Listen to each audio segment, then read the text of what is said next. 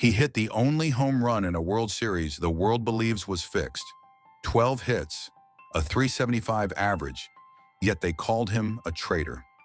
This is the story of a man who played the game of his life, while history wrote him as its villain. His name was Shoeless Joe Jackson, a boy from the Carolina Mills who rose to baseball heaven, only to be cast into exile.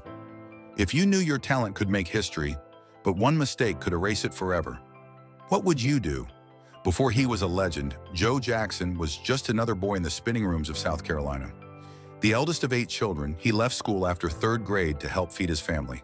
His hands, small, calloused, darkened by grease, were made not for books, but for survival. Yet somehow, amid the rattle of machines and the ache of hunger, those same hands found magic in a bat.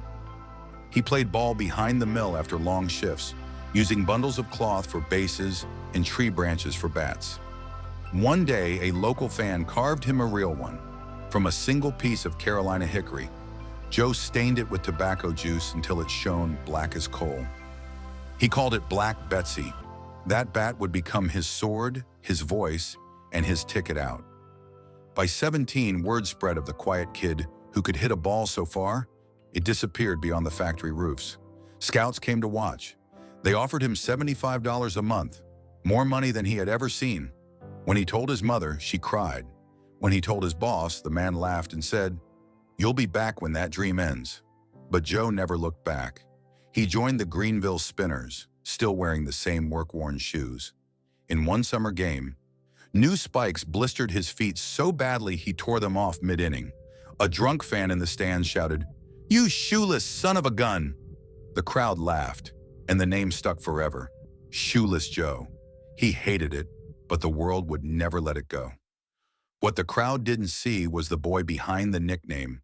Shy, soft-spoken, embarrassed by his lack of schooling, always asking others to read newspaper clippings about himself aloud. Yet when he stepped into the batter's box, all that vanished. He didn't just play baseball, he escaped through it.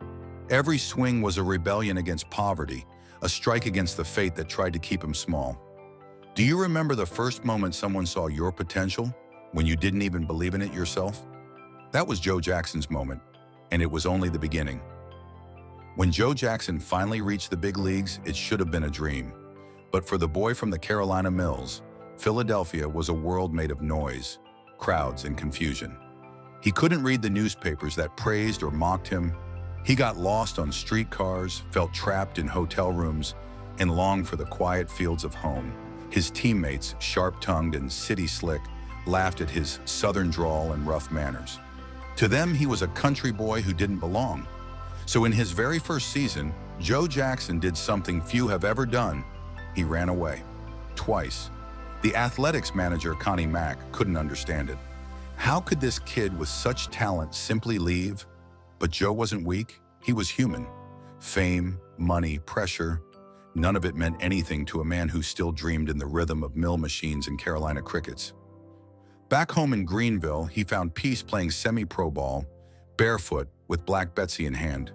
And there, under the small-town lights, his swing blossomed into something divine. He hit balls so hard they vanished into the night.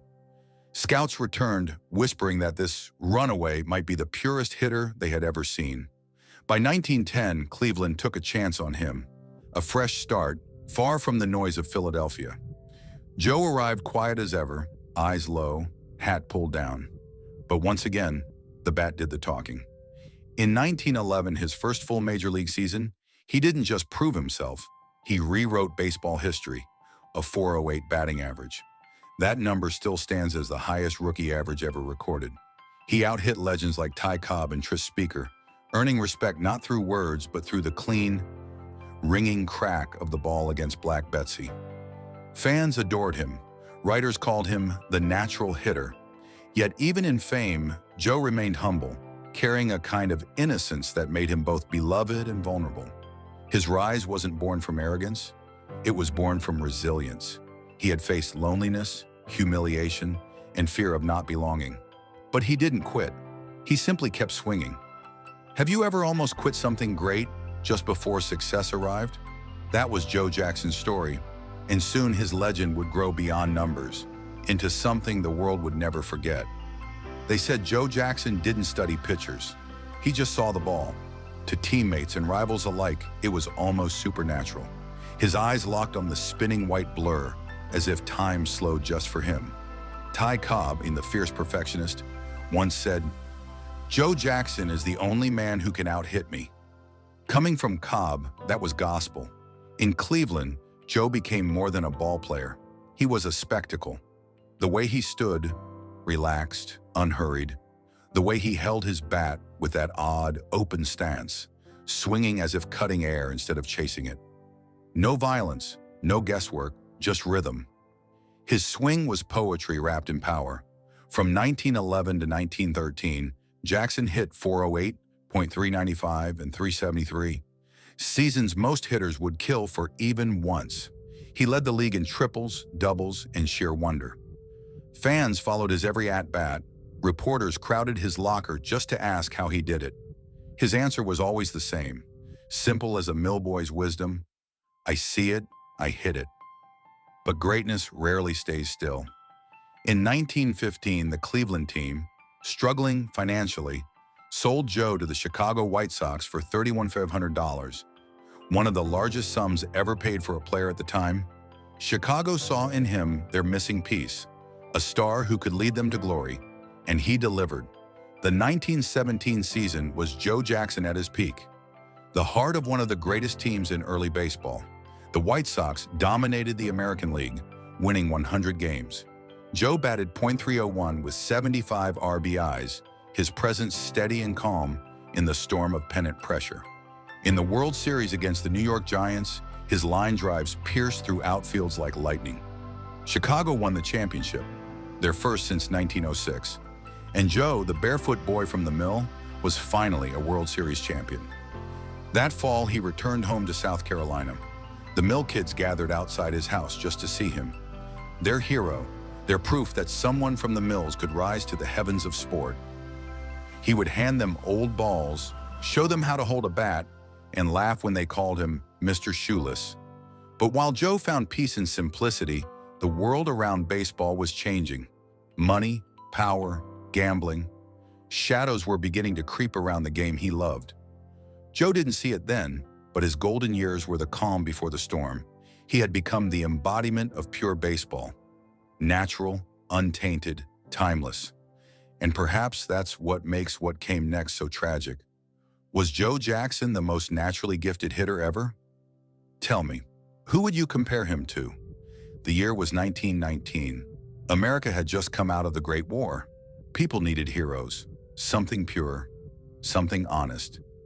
Baseball was that purity. The Chicago White Sox were its crown jewel, the most talented team in the game, and at the heart of it all, Joe Jackson. But behind the cheers, the team was cracking.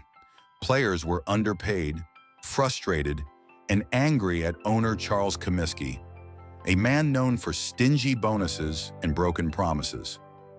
Jackson, despite being one of the game's greatest hitters, earned barely half of what lesser players made. That's when whispers began. A few teammates, led by first baseman Chick Gandil, approached gamblers about throwing the World Series. The price, $100,000, split among 8 men. Jackson wasn't part of the initial meetings. Some say he refused outright. Others claim he hesitated, then gave in. What's certain is this: the night before the series, Gandil came to his hotel room and left $5,000 in cash on his bed, half of what Jackson was promised. And from that moment, truth and rumor would blur forever. When the series began, Joe Jackson didn't play like a man trying to lose. He hit .375, drove in 6 runs, and made no errors. His 12 hits were the most by any player on either team. In Game 8, with the Sox already doomed, he crushed the only home run of the entire series. A blast that landed like both a confession and a cry for innocence. But the fix was real. The White Sox lost in a strange, uneven fashion. Fans suspected, reporters whispered, and though Joe's bat was pure, his silence wasn't. He didn't report what he knew, whether from fear, loyalty, or shame. No one will ever know. After the series, he reportedly tried to speak to Comiskey, waiting outside the owner's office with the $5,000 still in his pocket. Comiskey refused to see him. The man who could hit anything in the world suddenly couldn't find a way to be heard. The scandal exploded a year later. Baseball's heart was shattered. Headlines screamed Black Sox, and Shoeless Joe's name was forever tied to betrayal. He may have hit the only clean home run in a dirty series, but history doesn't keep score that way. If you were in Joe's shoes, poor, underpaid, manipulated, trapped between loyalty and survival, what would you have done? In the fall of 1920, the boy from the mills stood in front of a grand jury, not as a hero, but as an accused conspirator. Reporters filled the courtroom, their pens ready to carve his fate before the judge even spoke. Joe Jackson, the man who once defined baseball's purity, now symbolized its corruption. Under questioning, Joe's words were clumsy, uncertain. He was barely literate, confused by legal jargon, and without proper defense. The transcripts painted him as guilty, but those who knew him swore he didn't even understand half of what he was signing. And then came the story that would follow him forever. A boy standing outside the courthouse, tugging at Joe's coat, pleading, "Say it ain't so, Joe." It became the most famous line in baseball history. Only one problem: it probably never happened. There's no record of that boy, no witness, no newspaper confirming it that day. But the story was too perfect to resist. It made Joe the face of fallen innocence, the angel who had sinned. And once the myth took root, the truth didn't matter anymore. In 1921, the players were acquitted in court. The evidence had vanished. Even gamblers recanted. For a moment, Joe smiled, thinking maybe, just maybe, he could play again. But that same year, baseball's new commissioner, Kennesaw Mountain Landis, dropped the hammer. Regardless of verdicts, no player involved in the scandal will ever play professional baseball again. No appeals, no hearing, just silence. Joe Jackson, career average, going .356, a World Series champion, one of the purest hitters who ever lived, was banned for life. He went home to Greenville, South Carolina, a man stripped of his calling. For years, he refused interviews. When he finally spoke, his voice trembled with hurt more than anger. "I did my best on the field. That's all I ever did." He never stopped loving the game that had betrayed him. He never stopped hoping for forgiveness that never came. A man can lose his fame, he can lose his name, but when he loses the truth, he becomes a ghost of his own story. Do you think legends deserve second chances? Or should some doors stay closed forever? After the ban, Shoeless Joe disappeared from the stadium lights and reappeared on a street corner. There were no cheers now, just the jingle of a store doorbell and the smell of oak shelves and tobacco. Joe and his wife, Katie, ran a little shop where customers came for whiskey and stories. He was still the same quiet man, soft-spoken, polite, his eyes kind but far away. People came not for the bottles, but for the legend. They wanted to meet the man the world had condemned. And Joe, despite the bitterness, never turned them away. He'd tell them stories about Ty Cobb's temper, about the sound of the bat in October, about the joy of the perfect swing. But what he loved most was when children stopped by. They'd ask him to teach them how to hit, and he'd step outside, roll up his sleeves, and show them. Even after everything, his form was flawless, smooth, balanced, effortless. He'd say, "Don't swing hard, swing easy, see the ball." The same advice he once gave himself. At times, he played under fake names for local mill teams. Joseph, Brown, Jay. The crowd always figured it out. The way he hit was too unique to hide. Years later, he filed a lawsuit against the White Sox for unpaid salary, and he actually won in court. But Comiskey appealed, the verdict was overturned, and Joe went back to his quiet life. He never sought revenge, never shouted his innocence to the world. He simply lived, working, loving Katie, and holding on to baseball in his own small way. Neighbors remembered how he'd sit by the store window in the evenings, listening to the radio when games came on. He'd smile faintly at the sound of the bat meeting the ball, a sound that had once belonged to him. He could no longer play, but he never stopped loving the game. Would you still love your craft if the world took it away from you? Jeff. He hit that ball as clean as sunlight, a perfect arc over the fence. A moment of purity in a game already tainted. That swing still lives on, frozen between truth and myth. Was it redemption or defiance? No one can say for sure. What we do know is this: Joe Jackson's story isn't just about scandal. It's about how greatness and tragedy can share the same uniform. It's about how a man who could barely write his own name ended up writing one of baseball's most haunting legends. Even today, his lifetime ban remains, though whispers of forgiveness have returned. In 2025, Major League Baseball finally opened the door for his name to be reconsidered, a century after the world turned its back on him. Maybe time doesn't erase guilt, but it can heal misunderstanding. Because in the end, Joe Jackson was never just a player. He was every man who's ever been caught between right and wrong, fame and failure, truth and story, and maybe that's why he endures, not as a villain, but as a mirror. So tell me, do you think Shoeless Joe deserves a second chance? Should he finally find his way into Cooperstown? Or should his story remain a ghost warning us what fame can take away? Let me know your thoughts in the comments.